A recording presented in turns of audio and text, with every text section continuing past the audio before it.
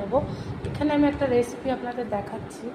এই রান্নাটা যারা করেন তারা তো জেনেই থাকবেন, দেখলেই বুঝতে পারবেন। এটা হচ্ছে উচ্ছে আর আলু দিয়ে একটা পাতলা ঝোল। এটা শুধু আমি কড়াইতে অল্প তেলের মধ্যে রাঁধুনি ফোড়ন দিয়ে উচ্ছে আর আলুটাকে হালকা করে একটু ভেজে নিয়েছি নুন হলুদ দিয়ে, তারপর ওতে জল দিয়ে ফুটিয়ে নিয়ে এরকম একটা হালকা তরকারি করে নিয়েছি। আর এটা গরমের দিনে খুব ভালো। আপনি যদি কোনোদিন খুব রিচ খাবার খেয়ে নেন, তারপরের দিন যদি আপনার মনে হয় কিছু হালকা খাবেন, তখন এই রান্নাটা করতে পারেন।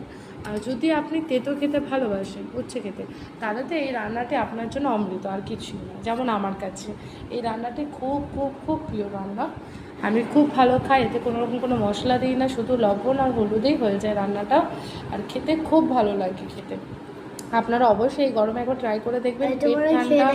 পেট ঠান্ডা থাকবে এই গরমে। আর তেতো খাওয়া তো খুবই ভালো শরীরের পক্ষে, রক্তের পক্ষে। এটা একবার ট্রাই করে দেখবেন। আর যদি আশা করি ভালো লাগলে আপনি একটু এসে কমেন্ট করে দিয়ে যাবেন। আপাতত আপনি একটি লাইক দিয়ে যাবেন, আমার খুব ভালো লাগবে।